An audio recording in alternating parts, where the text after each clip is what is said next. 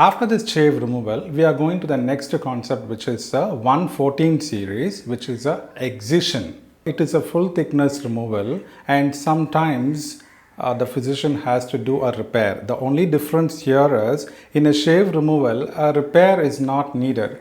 Whereas in an excision, the provider does a repair, be it a simple repair or a layered repair or even a complex repair. Okay. Now coming to this excision, we have again the classification is based on one particular thing, which is the anatomic site or the anatomic group classification.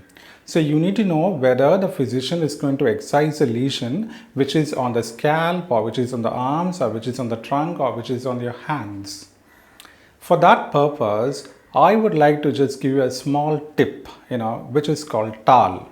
You need to know a TAL and a non-TAL. That's it. Figure out whether the provider is removing the diseased tissue from the TAL region or the non-TAL region. What is a TAL? It is an abbreviation which I have constructed for trunk, arms, legs.